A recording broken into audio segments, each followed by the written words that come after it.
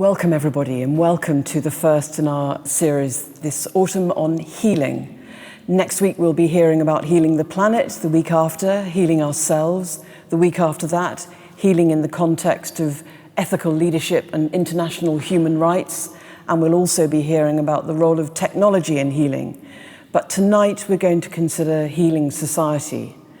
And we have very distinguished speakers. You have details about them on your chairs, so I won't go on about it, but I want us to notice that we have here Rachel Okello, who's a lawyer who represents people who are faced with deportation and removal. And we have here Dan Hobbs, the face tonight of the Home Office. Traditionally, people like Rachel are seen as opponents of the Home Office, and traditionally the Home Office is seen as an institution with no faces, just a pitiless institution that has rules to which people are subjected.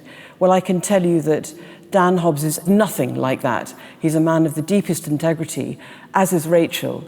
They found themselves both involved, Dan because he was running it and Rachel because she was drawn into it, in the Windrush compensation scheme. And they're going to talk about that experience that they had together as a possible example of the Home Office being involved in something which was healing. You will be the judges of whether it was successful or not. But let me now hand over to Dan and Rachel. Thank you very much.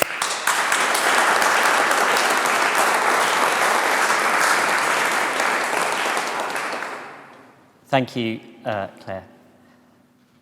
Good evening. As Claire said, my name's Dan, and I serve society and the public as a civil servant in the Home Office. And I look around here, I can see some people who I have the pleasure of working alongside and with. And so it'd be remiss of me not to say I'm slightly daunted by tonight's events, but we will try and have a great conversation. I had the opportunity, as part of my role, to lead the development and the delivery of the Windrush compensation scheme. My day job now, I deal with asylum, protection and enforcement, again, something that isn't far from the news and I think currently being discussed over the road quite actively. I'm going to talk tonight from a personal perspective. It's not on behalf of the government, not about the department, about the healing process that we were trying to bring about and how that's impacted on me as a public servant. As I say, it's a personal reflection. I'm not intending to rewrite history or question anything that's been written, particularly by the Lessons Learnt review, which Wendy Williams conducted, nor dismiss or diminish the views of others, because as Claire said, other people will have a view on the healing process and what has worked well and what's been a success. As Claire said, I'm here with Rachel, who I've had the real pleasure of getting to know and work alongside. And we did, I think, work together to try and heal those fractures of the Windrush scandal and how it impacted on communities. As Claire was setting out, the theme of this series is healing in public life, and I would never profess to have healed, but I hope that in some way I have helped to begin that journey for those who were affected, but also for the department for which I have worked for now 20 years. Last Friday was my 20th year since I walked into then what was Queen Anne's Gate as a fresh-faced civil servant working in the Home Office. So it is about that journey, and it's about trying to address some of those underlying causes. Yes, thank you. Hello, so I'm Rachel Okello. I'm a solicitor. I'm based in Birmingham, and it's really lovely to be here today in this space. And it's interesting to hear Dan's journey, because next week, some point, it's going to be 20 years since I actually qualified as a fresh-faced solicitor also. So we've been in the thick of it for a very long time. We came across each other during the Windrush, as you've heard, and actually I'd never met anybody from the Home Office before I got involved with the Windrush. I'd only ever had decisions passed down and they're on actual templates saying you have or haven't been granted leave to remain. So it was so interesting to meet somebody from the Home Office. And actually, even up until Friday, when we did a conference with the Home Office, I think that we've become friends. I can actually say friends, where we get along with each other, and we can even joke about the headache that they're giving me as we try to struggle to rectify the immigration issues in the UK. And my coming into the Windrush really was because I do a lot of work in the community, and I was asked by some community activists to come along to a meeting and just to give some advice. And that one meeting that we did together turned out to be, I mean, that was in 2018, and now we're in 2022. And we're still advising people, and we're still trying to help people rectify their status. So it's been a long journey so far. If you think of Windrush itself, it started around, people arrived from 1960s. So just to think that we're trying to solve these issues in 2022 just goes to show how long the journey's been. But I think at some point together, and the Home Office now and solicitors are coming together, and that's great, and hopefully we'll be able to solve those issues between us. Thanks, Rachel. So when I was reflecting in preparing for this session, and particularly on the healing, I kind of thought it was 4 levels that I was trying to focus the healing on. First and foremost, obviously, it was, as we called it, the Windrush generation, which was a very large group of people. We often think that it's only those from the Caribbean, but actually, if you look at that period of immigration, that was particularly across the whole of the Commonwealth, not just the Caribbean, but obviously the first healing was looking at that generation, but also their friends, their family, their community that really felt the injustice, the shock and the pain because of errors that had been caused by the department where I and a number of my colleagues worked. And also our team members within the Home Office. There was a great sense of shame and disappointment and shock about what had happened and the scale of it, and trying to get our head around that. It wasn't just our black and minority ethnic members of staff, it was all of us. But equally, there were members of the Home Office who equally were caught up and had challenges in evidencing their right to stay. And so this was really ingrained in the organisation, both from a perspective of being affected and seeing that impact on others. And when I took over as the lead for the compensation team, it was one of those moments of, what is this job that I'm taking on? And if not me, then who? And I remember actually speaking to Claire, because I was on a course with Claire at the time when this was about to come about.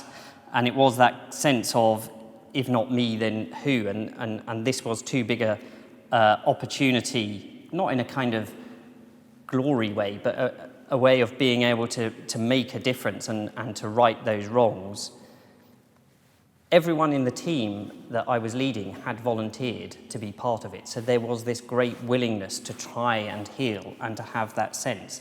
And beyond that team, we built this community of volunteers who were spending their weekends and evenings going out into their local communities, at churches, at social clubs and other gatherings, to be the face of the Home Office, to talk to people and to try and deal with those fractures and the distress that we had caused. And each of one of them was motivated to step up.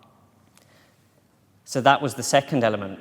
So the Windrush generation themselves, the individuals and our people in the organisation as a whole, as a body, as Claire said, characterised often as a faceless bureaucracy. And then finally my own, both in terms of how I could go about making that difference and what that healing process would be for me.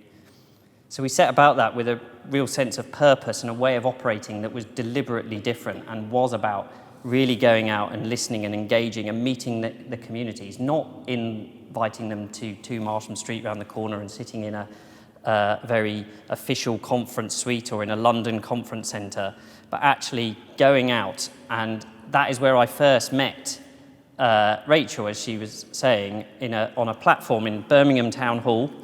And that was one of the first events that we did, and there were hundreds of people there. Real raw emotion and anger and dismay. I don't know what your reflection was. Yeah, my reflection was and has always been, there's a big issue with the Caribbean community in particular, and I know Dan has talked about other non-black communities being affected, but I'd like to point out that the Caribbean community in particular, my parents are from Grenada, but there's a lot of Jamaican people who are affected. And in particular, we see and saw the Great Britain as the mother country. That's what we called it, the mother country.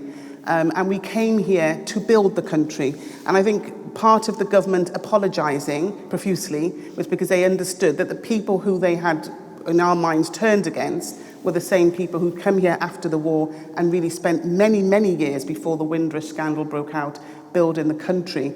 So from a Home Office point of view, you would have seen perhaps a sort of angriness in the room and people who looked like they wanted some kind of revenge or, you know, they were very disturbed. But from my point of view, because it's when I go back into my community and come out of the law a little bit, I know the pain that they're feeling. I know my father passed away before Windrush, but I know if he was here, he would have been furious, you know, because as far as he's concerned, I'm come from Wales and he built up most of Cardiff. You know, so he would have been absolutely furious. And I think that's what was coming across in that room. Furious, but also fear. Because don't forget the Home Office, and Home Office Director, no less, was in the room. And many of the people still hadn't resolved their immigration issues. So there was a bit of anger and a bit of fear as well. And I think that's what came together, and that's what we've all kind of wrestled with. And I think we have resolved between Home Office and community activists or advocates, we've been able to mellow the tone a little bit and push forward. That's a really interesting observation about the fear. I think it was probably felt by me as well, because this was a new environment, not in a kind of threatening, menacing way, but this was different for me. You know, I know there's a couple of people in the audience who work with me, but you know, I'm a technocrat. I'm a policy official. I'm used to marshalling arguments, sitting in front of ministers, explaining policy and operations, and helping them navigate through those challenges. But this was different, as this was being the human face of the Home Office, the person there to be listening, to be empathising, to be the point to take some of that anger and raw emotion, and actually not having to have, or not trying to answer everything, actually allowing people that process of feeling that raw emotion and coming out, and me properly experiencing the kind of real life suffering and pain that the department for which I was there representing had caused. And it is a case that I started every single of those events right up until my last one, which we were talking about earlier, which was during COVID, which I did from my back bedroom because we did everything by Zoom in those times. But with the apology, both an apology from me personally, but also on behalf of the Home Secretary at the time. And I don't know if that still continues with the team doing them now, but that was the really important thing for me, was to be able to look people in the eye and say, sorry, regardless of what the intricacies were of what individuals had done or what the department had done. It was about being sorry and being willing to listen.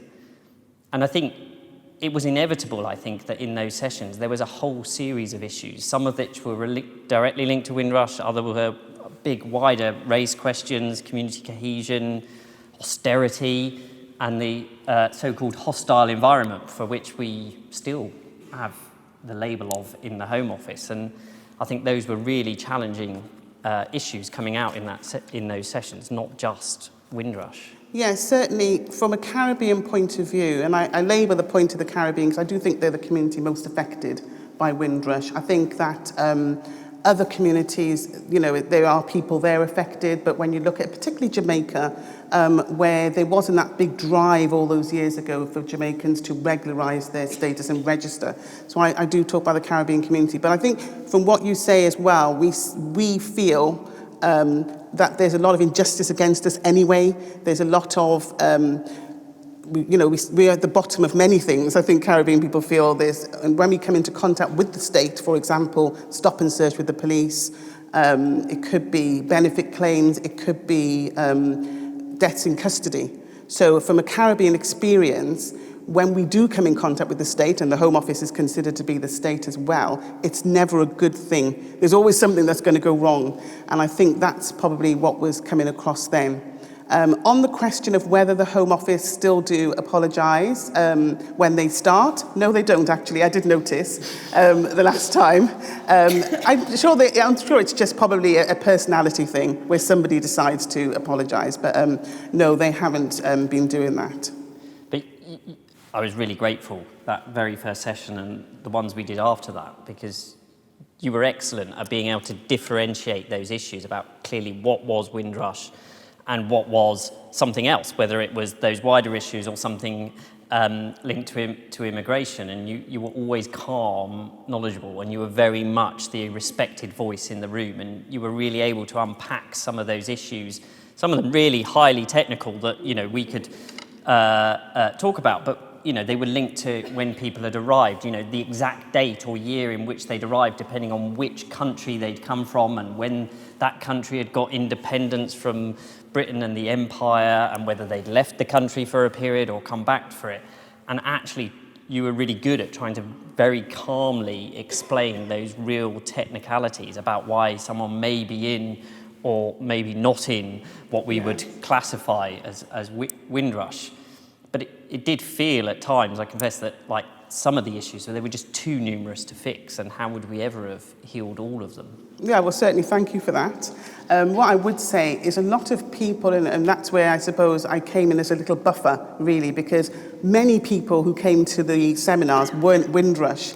We're yet to know how many people are Windrush, and I think the scale of Windrush is much bigger because Caribbean people, but not just Caribbean people, all right-minded people felt that Windrush shouldn't have happened. So everybody from all walks of life feel that it was wrong.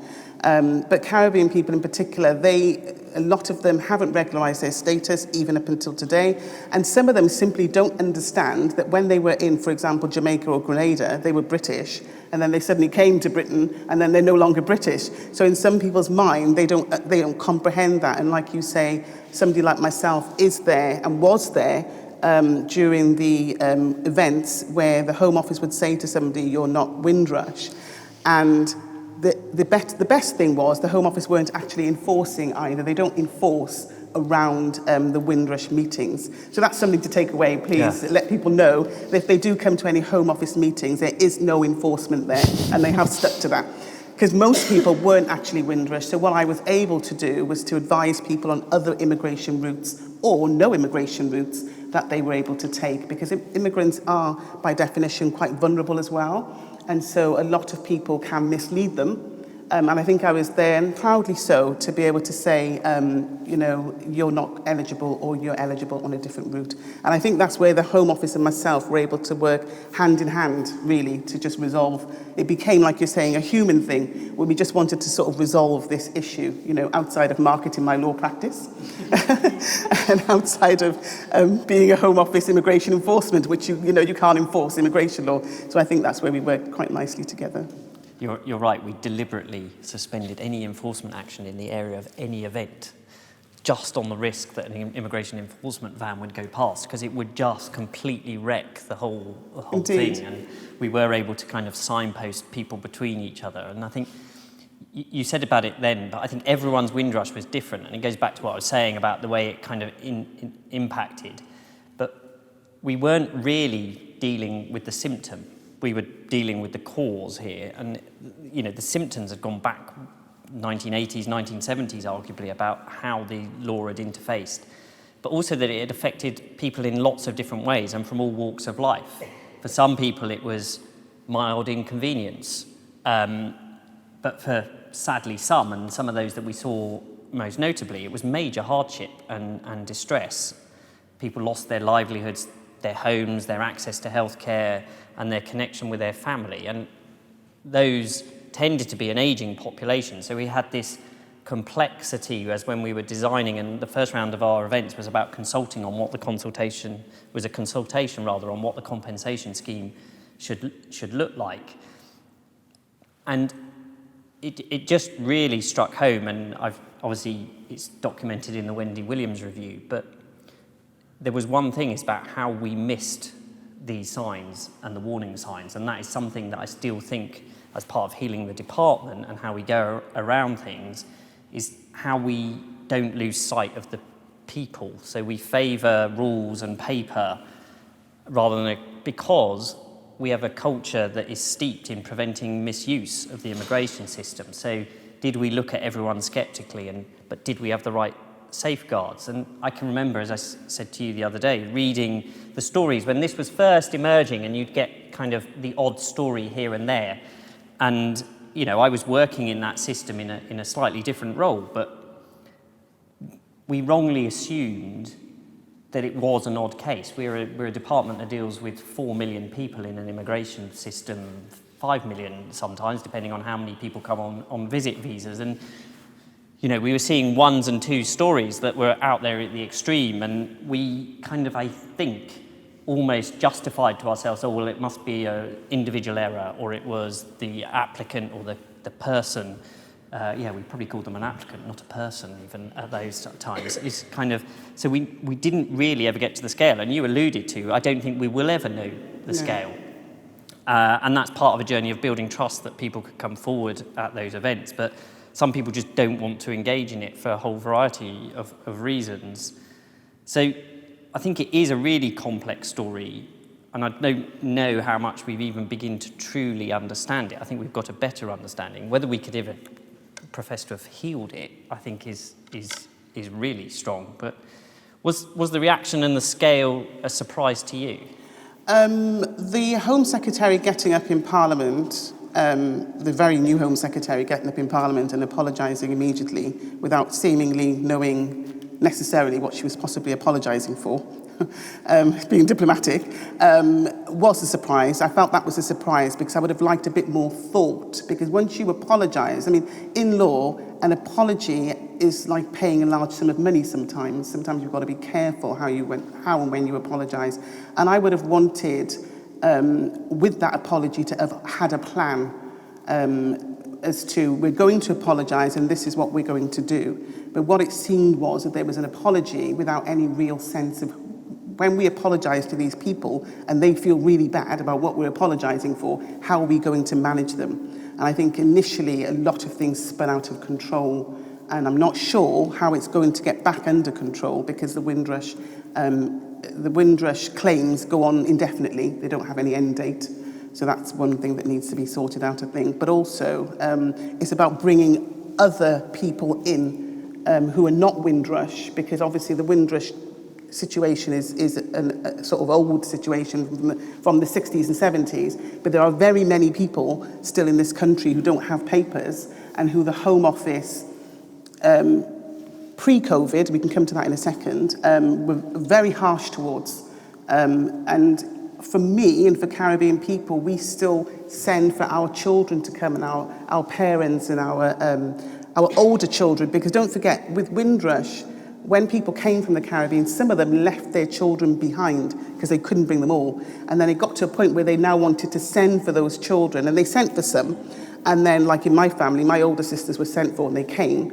But supposing my parents had left some behind, well, if they left them behind post-1973, it was going to be very difficult to bring them here. And now, in this day and age, it's almost impossible to bring somebody over from the Caribbean.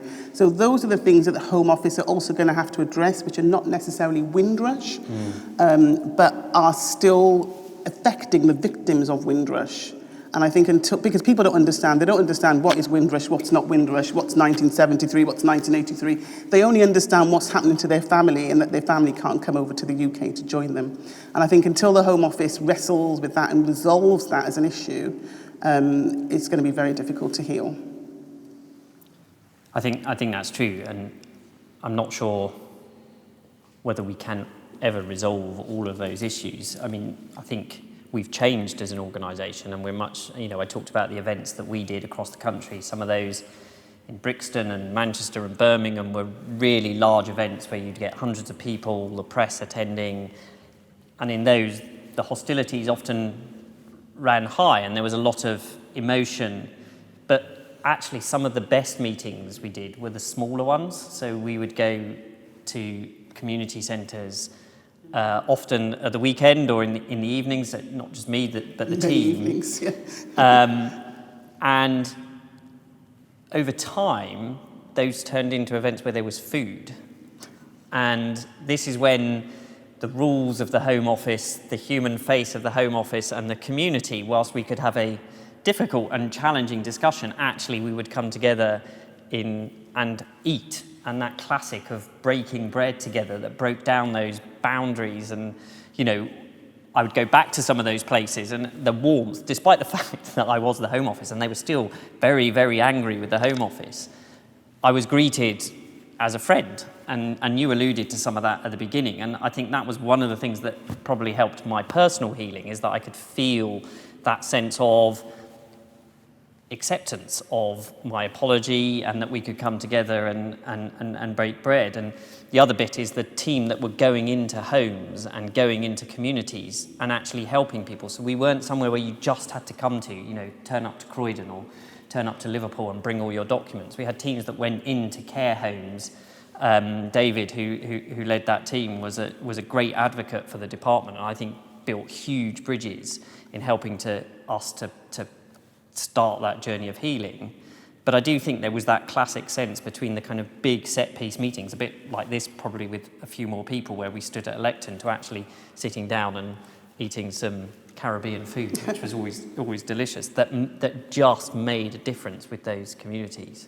I think everybody accepts that a country has to protect its borders, and everybody accepts that there has to be some immigration. And so when people see the Home Office, they do understand that the Home Office are doing a job and that you're doing a job. But at the same time, it's balancing, and it's a question for the Home Office. How do they move forward with this? How do they balance their duty to protect the border and to protect the country and the economy, etc., and all the things that they've got to protect, against having a compassionate face for human beings who are just trying to be with their family members? Because for the most part, that's all immigration is. Immigration is people looking for a better life and trying to join their family members. And then the Home Office needs to know how to balance that. So yes, people will definitely break bread, because many cultures, that's what they do, And as things got less and less hostile, I think, although one man's hostility is another man's passion. Yeah, that's true. But as things got less hostile or less passionate, the bread breaking did happen. At one point we had a huge feast of food. Nobody could even eat it all, because they were expecting the Home Office. I was packed off on a train from Telford one evening with a huge bag of food, which kept me going, yeah. Exactly. So there were really good moments, and there still are. I had, as I said, a conference with the Windrush team on Friday. In fact, some of them weren't in the Windrush team anymore, but just came to join and see what's happening. So there is opportunity to heal, I think, the Windrush, but I just want the Home Office to widen it out to other people who are descendants of the Windrush who are still affected.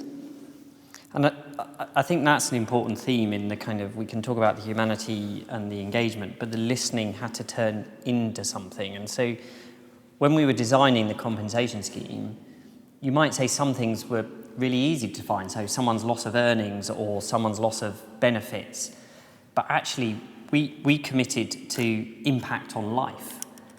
How did you even go about measuring impact on life? What, again, different people had different experiences and different views. Some people just wanted it over with. They wanted their status done. They weren't interested in compensation. They just wanted that certainty. And other people were rightly angry. And we had to really demonstrate that we not only had we gone out and talked to people, but actually we'd listened and we'd reflected that. And one of the things that left me most was meeting a family at a Birmingham event. I think you were there as well. And they were 3 siblings. And they'd kind of quietly taken part in the kind of round table consultations that we were doing. So we had a bit of a formula. And we'd done the kind of main formalities of the evening. There's a slightly really funny aside there, but we talked about the impact of criminality. So what if someone had been here and committed sin, supposedly, as the bishop on the table who was with me said, and we had this big discussion about, so should they be out if they'd committed a crime of a certain level? And the initial reaction of this table was, well, yes, absolutely, because I think it's a proud tradition of understanding law and order. And over the course of the thing, as I say, this bishop then said, yeah, but what if they've said sorry? What if they are sorry for their sins or transgressions? Interestingly, in a healing discussion. And then the table all then came around to, yes, it was fine as long as they had said sorry. And again, then the technical bureaucrat comes into me, so what does sorry mean in this context? Do they have to stand up publicly and profess their sins? But more importantly, this family that we met, and demonstrating that we were open to the challenge, because we were always thinking about the affected individual. But this family, very sadly, their brother had been caught up in it. They hadn't. And he was unable to return to the UK. And while he was out of the UK, he became really seriously ill. And the family basically financially supported him because he wasn't able to get free healthcare in the Caribbean island that he was stuck in. They funded his whole lifestyle. We had never thought about that. Maybe that's wrong. Maybe that was too narrow-minded of us. But it was the family that needed the financial direct compensation, forget impact on life, but they had funded the person's accommodation, the person's ability to afford a life, and their healthcare. And I think it was, and again, in some small ways, I think it was about then building that into the scheme. So it was one of the things in terms of the injustices that we were able to do was reflect that there were other family members who had been directly out of pocket, but also impacted by this. So we included the kind of impact on life going beyond the immediate individual in cases, because I think it was really important that we could just go and listen to these terrible stories, and then we could have gone back and been the technocrats and say, well, no, this is a compensation for people who were directly affected, and you were indirectly affected. So I think that compassionate face and that ability to heal is a real a real moment for us in terms of moving the discussion forward. It's not rocket science, but easily overlooked. But as I say, we were doing the consultation before we developed the scheme, and then we came back afterwards, and it was complex, but I don't know if we got it right first time. Arguably we didn't, because we've changed and improved it, and I don't know whether we could have ever got it right first time. But what do you think? Well, I think the first thing I want to point out is that the Home Office do not accept sorry. They don't accept sorry in that the court has even agreed that you can't avoid deportation by rehabilitating, which is an unfortunate thing, but hopefully we'll pray and that may change, that sorry or being sorry can impact decisions. But yes, the opportunity, particularly where the Home Office team came into the community and heard firsthand what they wouldn't have heard in the office, because they wouldn't have heard from all the family members who were out of pocket by looking after other family members who were stuck abroad, or they wouldn't have heard by other family members who were in the UK but homeless because their parents couldn't sort out their immigration status. And then the way UK law worked after 1983, if you couldn't tell what your parents' status was, if you can't tell, because that's how it is today, then you can't decide, you won't know what your own status is, even if you're born in the UK. And so the impact of all that and the effect that has on people, the Home Office team did need to be in the community to understand, although they haven't changed those laws, but to understand the impact of that. And maybe what they have done, they haven't changed it for whatever reason, but they have included it in the compensation scheme so that people who are affected can benefit from the compensation scheme. So I think it is give and take. I mean, they are required to enforce immigration law at the end of the day, and so I guess it is a bit of give and take, and we keep putting the pressure on them, and hopefully it can be a brighter day for many other people as they enforce the borders as well. So just going back a bit, I guess, to the 4 levels of healing I was thinking about in terms of this. I've talked a lot about what we tried to do for the individuals affected and their wider family and the society. I think for my team and the teams in the Home Office, and I know there's colleagues here, I think it still continues to evolve, and it's going to be a journey. Are we a perfect organisation now? I don't think so. Whether we can ever be a perfect organisation or what a perfect organisation looks like is maybe unachievable, but I think it's the small things that we can do to make ourselves understood and to understand and to hear those palpable feelings of injustice. Now, you kind of talk about the Home Office and the laws. Obviously, it's our this isn't a get out of jail free card, but we serve the government of the day, and they set the laws. So, but there is something, about how do we, as the permanent civil service, hold that deep-seated sense of justice and dealing with injustice and trying to guide and do it in a way that means that we are the permanent civil service, so we create the longer term impact on societies, arguably. And I think that does come from listening, thinking through our legislation and policies, particularly where it looks like it favours one group of people over the other, and that's a big challenge in our systems. I don't know.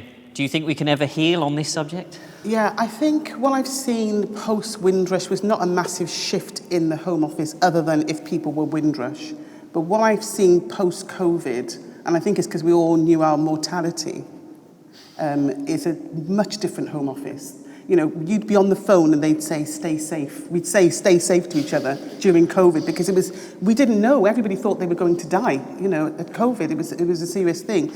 And from that moment, from March 2020, the Home Office has changed an awful lot. They were able to change, but they seem to have changed themselves somehow.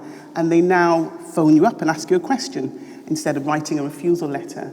Or they will give somebody a fee waiver and understand that they can't afford the very high Home Office fees. So I think they've changed a lot. It may be since Windrush and it was changing, but now we have a much different Home Office than before. And the importance of that is that change is possible. You can change even though you're enforcing the exact same laws that you were enforcing before, but you're just enforcing them differently in a more humanitarian way and in a more understanding way. And as we say, we're in this place in a more forgiving way. You know, I forgive you that you missed the deadline and I'll extend it for you. Those sorts of things which the Home Office are doing now, which I think actually are incredible. And I sometimes do sit back and think, wow, you know, they've actually, writing on a Sunday, somebody's doing the work and saying you were supposed to provide this document and we're giving you till next Friday and I didn't even ask for it, you know. So it is a much different Home Office. I have to commend them on that and we hope long may it continue. Thanks, Rachel. It's really generous. I really like your change is possible and about COVID being a leveller. I think my overriding learning is that as a leader in the organisation, but more as a public servant, as we apply our rules and policies, we must always show that humanity. Immigration and asylum, which I still work on today with a number of people in this room, it's a divisive, it's a polarising issue. We were talking about this just at the beginning. And you know, one person's firm and fair or one person's broken system, as it's called, the broken asylum system, you can say those words and they can mean very different things to different people because they'll look at it from different perspectives, and trying to charter our way through those waters requires us to make sure we do listen and listen to those diverse views, listen for the things that don't reaffirm our view of the world or the view of the way that policies or operations are working. Make sure that we've got those safeguards that prevent those worst excesses. And I think those are some of the things that organisationally now, it's not foolproof, but we do have a lot more systems, both in our operations, but in how we develop our policy and our approach to equality and diversity, both of our teams, and about how we look at our policy, to genuinely try and serve all of those who come to us as a public service. But importantly, to make sure you can look that person in the eye and explain the policy or the procedure, but also walk a day in their shoes. And I think that's the overriding thing. So the last bit was about healing for myself, was always thinking about that, walking a day in someone else's shoes. It's not going to be easy because there's a politics and there's a reality, but just trying to hold that, I hope, will mean that we don't have to be a department that continually has to heal, but one that can move forward and have constructive, friendly conversations with the communities that we serve. Indeed. Discussion with the Home Office. How wonderful. Yes, but indeed, no, that is what it is all about. And we want to see the Home Office reaching out into the community on other issues other than just Windrush, so really getting that immigration system working for everybody. Thank you. Thank you very much. So now we have a bit of time for questions. I'm just going to point at people. There's a roving mic, and Rachel and Dan will respond. Yes, one here, please. Thank you. I've been here for 35 years and am really quite astonished at how effective some immigration policies that I've witnessed are here. But I had a question about what you looked at, if anything, about frameworks from other countries, from other times, that attempted to make something as large as this right or better. It's a good challenge. So we looked at various things, whether it was other countries. I think it was more closer to home. So we looked at other compensation, because we were dealing with compensation, and the compensation, the money, and people will have said this, was never going to heal. So it was about that continual engagement and trying to develop as an organisation as much as it was the financial compensation for direct or indirect losses. We did look at things like what had happened post-slavery. It's not maybe the best example of it. We looked at what had happened in other kind of massive public sector failings where they had looked at those events and consulted people like the parliamentary ombudsman to see how they look at kind of wrongs. But it's a good challenge. I don't think, if I'm truly honest, I don't think we did look at learnings from other countries where they'd had failings on this kind of scale. Can I just add, though, also, there may not be another country where call it Great Britain, a country that has such a relationship with its former subjects, if you like. That's kind of unique to Britain and empire and all that sort of thing, which you don't necessarily see in modern history. So it would probably be difficult to look elsewhere. I'd like the Home Office to look, say, at the American system, where I think if you're born in America, you're automatically American, and that's something that doesn't happen in the UK. But I think from the Windrush point of view, it probably would have been quite difficult. Hi, my question's around communication and myth busting, even like right now, current situations, and how does the Home Office, I guess, construct its communication mechanisms and streams to actually tackle some of the misinformation that's taking place now, which is reinforcing some of that unhealing when the response does come out and it seems that some of this misinformation may be untrue, but seems like a really good deal. And how are you going to be tackling that? And do you have an active communication stream, including social media and all those different mechanisms to tackle some of the myth busting, but also to share some of the information and keep people updated? Thanks. So can I answer? I mean, the Home Office, for those of you who follow us, are on all the social media channels you can imagine.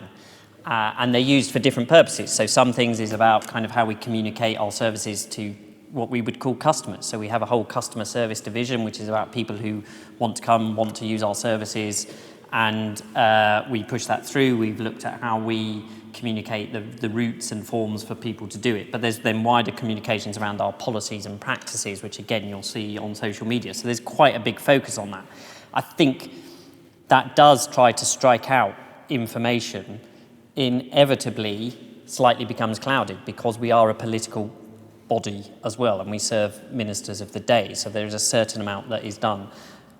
What we found on Windrush is actually using these community events and actually empowering and supporting the community to go out and talk about the compensation scheme was far more powerful than anything that came from the department. So Rachel and the other community advocates and our community volunteers who knew their local population and knew their people and knew their church going and saying, do you know, there's this compensation scheme, you can use it and here's what it does for you, was far more powerful than anything that we would put out through our media channels. And it was also about adapting it because, as we said earlier, it's not exclusively, but there was an older generation who were probably less used to using social media. So we had to think about taking our communication message out. We still need to do more of that. We do a lot of, as I say, we do a lot of social media. There is more community engagement that still goes on, both on Windrush and other things. But I think it's one of those constant things as a department you have to kind of try and do. The whole disinformation, I think, is a whole other topic, which I'm probably not as well qualified to talk about. But it is something that, you know, when we see data or things that are wrong, we can try and construct it. But again, depending on which audience, we're not always seen as the authoritative voice on these things. Bruce Kirby, DWP. Just a question for Dan, really. It was really interesting to hear the kind of change in the attitude in the community as you kind of went out and engaged with them. But I'd just be interested to hear, really, what sort of feedback have you had from those who've received compensation about the success? Was it what sort of feedback did you receive? Really good question. And as I said, I've left the programme a little while ago now, so I left it mid-COVID and was occupied with other things on the immigration and asylum space that's kept me busy. But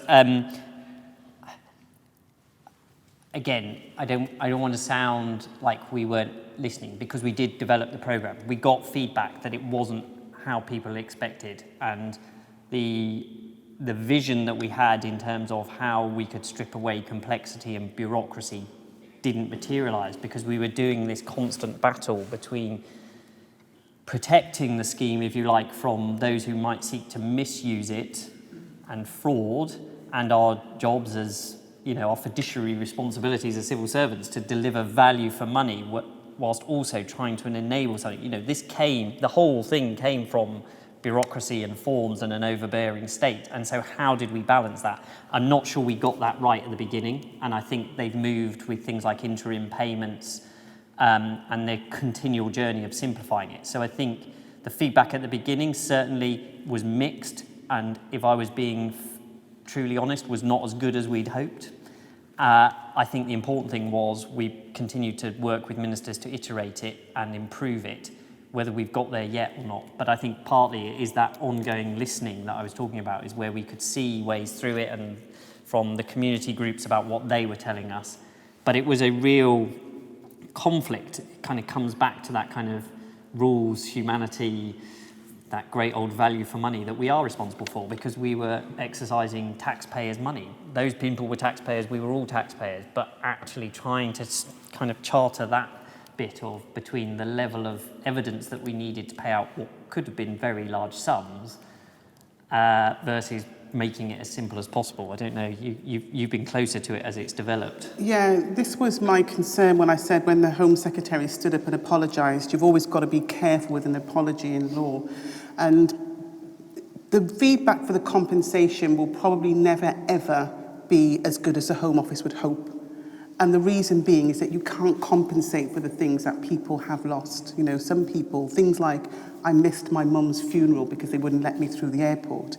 You can't possibly compensate for those things. So in law, it's like any other thing that compensation schemes are for. It probably will never make somebody whole again, but the law only has money. They have an apology and they have money. So it is what it is. I guess people are never going to be satisfied, but we all keep feeding back information on how they can make the scheme better, and the Home Office will possibly act on the information where they can do, and we'll just keep trying to make the scheme better. But I don't think the feedback will ever be as good as anybody would want it to be, because I don't see how it can be. Good evening, thank you very much. My name's Gordon Owen. Can I just take back, because obviously it needs to lead from the top, but as the Home Office has quietly acknowledged, not everyone wants to engage in everything for all sorts of reasons. But what tools, in the spectrum through my glasses now, the majority of the people present in this audience are white Caucasian. That's not by design, I'm sure, but it is by... What tools can the Home Office give to communities to help us engage better and to understand better and to make sure that things like misinformation and fake news doesn't come through there? I mean, through COVID, the government had a very difficult task to get that message across on all the restrictive measures that it needed to do. But it adopted a model of what they ended up calling COVID-19 champions, which is working between the statutory and voluntary sector in communities to help heal, to help communicate, to help people understand so the fears were allayed. Could not the Home Office develop some model like that? It's actually not about big money. It's about creating channels that might make it help the healing. Do you want me to have a go at that first? Yes, you can. My only thing that I was going to add, when I appreciate you said most people here are white Caucasian, and that's the case. That's what it is. But I do think that people can also take a message out there. It doesn't matter necessarily what your background or your heritage is. We can all take the message out to people, which I encourage everyone to do anyway. I think, building on what Rachel said, I think there's a few levels that we try and do, and this might sound like a very civil service answer. So there's how are we more inclusive and diverse as an organisation, both in the people we recruit and how we look like, because then you get diverse views, opinions and perspectives, so that can help shape policy. What we did do is we had community funds, so we funded local organisations, grassroots organisations to promote, and some of that was funding the events and some of that was funding them to provide the communication and that outreach and that safe space. So there was funding put into that. I know the Department for Levelling Up has other Windrush funds which are about not just the scandal but actually celebrating that Windrush generation and where you can bring those things together in a safe space. So they've looked at a range of things about how we reach out and how we fund. And as I said, we had this community of volunteers who were members of the Home Office staff and actually beyond, because some of them ended up getting jobs in other departments and still wanted to be part of our Windrush community, who were our advocates and our voices and our feedback loops. And so I think it was some of that. It's about really harnessing that experience and that engagement, who are in those communities and live in those communities, and bringing that back and empowering them and them having that sense of pride. But it is also the funding of those organisations and making sure they have a route to talk to people. Yeah, I'd like to add as well that we do meet every bi-monthly, I think, the engagement forum, and we discuss with the Home Office how they can reach out to people more and more. But if I may just add as well, if anybody's particularly interested in finding out more, then you can contact the Windrush engagement team and they will come out as well. This is a plug for the Home Office. But it's because I was in the conference on Friday, so I'm fresh from it. Francis de Costa, I just really wanted to ask, how did you get your personal healing in this? You know, as someone who was technical, maybe, as you said, handing down decisions and not dealing with people so much, to someone who was probably on the sharper end of things and seeing it in a different way, how did you get your healing yourselves? Because it must have been a very difficult thing. So it was difficult. And I think, reflecting back, and it's not that the job I don't do now isn't dealing with people either, but it is by looking back and thinking, actually, I made a small contribution to that I was able to, be part of this vanguard of going out and talking to the community and being that human face and listening and bringing back that learning and not forgetting it. That would be my personal sense of it, is that I was able to make some contribution. People will have a view on how positive or how negative that was, but actually being able to set up in classics, it was, I set up the team, we had a vision, we had a purpose. We possibly didn't launch it as quickly as some people wanted, but we launched it pretty quickly. Was it perfect? As I say, I don't know if it was, but actually it took us a big step forward in starting to deal with some of the issues. As I say, not just the compensation scheme and the money, but actually us being in communities and being engaged. And some of the things that Rachel talked about how it shaped us as an organisation and about how we engage with the people who are using our public services. It's not universally brilliant, but I think it's a lot better than it was 3 or 4 years ago. Yeah, from my point of view, I started off law, I started off doing criminal law, and I started off doing family law. I got into immigration because people kept, by default perhaps, telling me their immigration stories, which I knew nothing about, because I didn't know anything about immigration. But the stories horrified me anyway. I couldn't believe there's a whole underworld of people who haven't sorted out their immigration papers and as a result live a very difficult life that you couldn't imagine. And so I got into immigration. So I've heard these stories for many, many years. And I think as solicitors, we don't really get too deep into things. We just deal with it on a superficial level or a legal level, if you like. We don't really get too deep. So from my point of view, the problems I had were because it was my community. And I felt really bad that my own community, who I feel had done so much for this country, it was turning against them. The country was turning against them. But I don't think that I had to heal in that sense. Now more people are talking to me about, because we're coming out of the Windrush in a way, so more people are asking me for the story, for the journey, and that's making me think about it a bit more. But when you're in the thick of it, you're just trying to get on with it, basically. And so that's what I would say.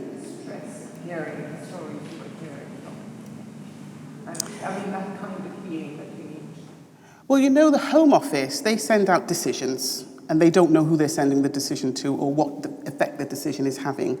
But we've always picked up those decisions, so we've always been in the thick of it. And so the Windrush was another thing in a whole cycle of things, if you like. So I think as lawyers, we just deal with it as we do. Yeah. So we have 3 questions, and then we'll finish in here.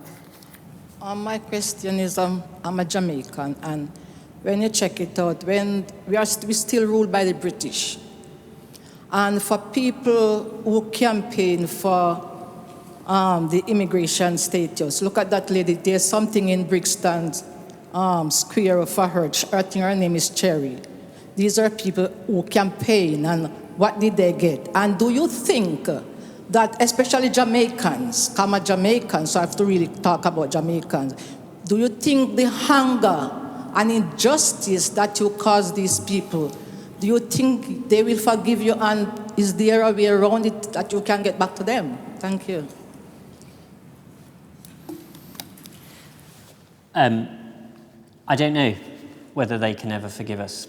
And as I said, the compensation scheme was dealing with the cause, not the symptom, and whether it can ever heal, I don't know if it can, if I'm honest, but it can go some way, and we can reflect as an organisation about how we avoid those worst excesses of impact, be that on the Jamaican community or be that on any community that we seek to serve.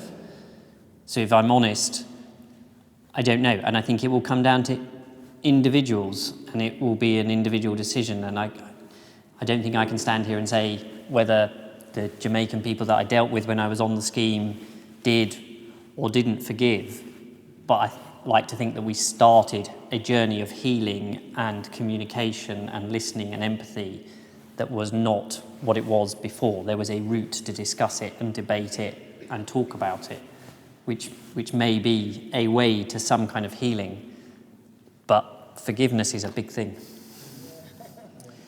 I think we will. I think we will. The history between the UK, Great Britain, we'll call it Great Britain for these purposes, and the Caribbean is a complicated history. I mean, when Her Majesty the Queen passed away, there was all kind of conversations about the difficulties with, you know, colony and colonizer and that sort of thing. And there's been enslavement and slaver, and we've kind of got through it, and, you know, we've kind of come together somehow, because that's what humankind does, I guess. So I think ultimately this is another difficult episode in our history with Great Britain, and we will overcome it. I think we definitely will, yeah. We will, by God's grace. Yeah. Hi, Tom Stanbury, white man, grew up in Hampshire, now live in South London. So I'm going to betray my ignorance. Why was it 1718 that this suddenly kicked off? Because it seems like, obviously it's all very sweet up front. You've reconciled and there's been learnings at the Home Office. But it seemed to me as an outsider and more widely in the general public that it was quite a specific, targeted campaign. I hesitate to use the word campaign, but to get people out of the country at a particular moment in time. And I might be falling prey to misinformation and prejudice or just getting it wrong, but it felt and it seemed to be quite deliberate and strategic at a particular point in time. And I may be totally ignorant, and I'm drop the mic if I am. But questions. So why did it come to light in 2017, 2018? The dogged determination of a couple of journalists. Because actually, the stories that we heard went far back. So NHS charging came in the 1980s. The status of people changed in the late 70s. That's why the forgiveness can't be just like that, can it? No. And I'm not presenting it is. As I was saying, everyone's Windrush was different. Some was quite recent. And I think, and I'm not excusing the Home Office in this as well, the world developed in a way where the needing to evidence your status and your access to services, because as we moved into digital and as things became much more strict in terms of how we regulated that, in the same way I often use it when I lived in Belgium for a few years. I couldn't buy bin bags unless I had my Belgian ID card. Those kind of things and that kind of system and access to services became much more regulated in that way. So yes, there was a backdrop of a government view on dealing with illegal immigration, as there is today. I think the reason this came to light at that time was, as I said, the dogged determination of a couple of journalists who were really bringing to fore the human impacts of that. But it's not, I mean, there's a lot written about the hostile environment, compliant environment, what we call it. That didn't come about in 2016. In fact, a lot of the elements of what we saw happening in 2016, as I say, NHS charging, leaving the country and your ability to come back, the imposition of visas on Jamaica had happened many, many years before that. And I think that was the tail. And as you say, some people, their lives had continued, and then at a certain point, either there was a life moment where they were retiring, they changed jobs, they changed houses, where that whole thing had changed. And then suddenly people were caught unawares. Yeah, I would say, I'd add to that I think it's because the laws in the country became more and more harsh. The government of the day and governments of the day, we've had a Labour government coalition and a Conservative government, and they've all kind of clamped down on immigration in their own way. I wouldn't say it's targeted, but it can be, for example, if the government says everybody needs to prove they're British to rent accommodation, and you present as a black person, you started off by saying you're a white person, so you will understand the difference. You present as a black person and you can't provide your paperwork, then you are going to have problems more than a white person who can't provide his paperwork. You're going to be believed easier. So I think it was not deliberate. Maybe not if I had a Eastern European accent. Well, you won't have in 2 generations' time. You'll just be white and look and sound British, and we'll still be as we are. So I think it wasn't necessarily deliberate, but I think it was an unknowing consequence, or an unwitting consequence of tougher and tougher immigration laws. And that is why the government stood up and said sorry immediately. It's like, oh, I've been caught, I'm sorry, without really thinking about anything else. And that's why there's a compensation scheme, to address that sorriness, if you like. But I would say that most people, it's not the case of people being illegally in the country, for example, where, you can talk about that all day. Most people, white British people, black British people, all accept that these people were British and they were hard done by. And the Home Office and the government of most days acted in a way that they shouldn't have, and these people got caught in that trap. Thank you. I've been very impressed by the candour of this evening's discussion, because for somebody from the Home Office is always in the very difficult position of not being able to comment on politics while at the same time having to administer those politics. My question is a sort of extension of the health metaphor. In a way, Windrush was lancing a boil in the same way that Scarman dealt with Brixton in the 80s. Mm-hmm. And it should never be necessary to pay compensation. It should never reach that position where you're effectively trying to make a financial apology for something that should never have happened. 2 or 3 of these statements you've made in your discussion have led back to the nature of illness, of sick society, of the symptoms and the cause and the sort of compensation as a sticking plaster. The really positive thing is the ability to have a dialogue and be personal. But my question is, to what extent can our society in its position now with a very extreme right wing, a remarkably extreme right wing, not very, there are worse, actually heal its relationship with what underlying this is still a very substantial racism? Sorry, a very right-wing what? Substantial racism underlies What this. was right-wing? I want to be clear. In the current right-wing climate, is it possible to heal clear what we're saying here. with the prevailing picture in the 80s is not very different to that today, but today it's more people are acutely aware of what's happening. To just jump straight in there, today is nothing like what we went through in the 80s. The 80s, growing up, I grew up in the 70s and 80s, and today is a much different day. That's just what I wanted to say, to put that out there. You can carry on and I'll pick it up from there. I just had to say that part. So again, a very personal reflection. So the area I deal with is massively polarised. Asylum and immigration, which obviously links to Windrush and has links into those other elements. And I think it's tricky for society. I don't give up hope because I'm an eternal optimist, I like to think. But the coarsening of the dialogue is really striking.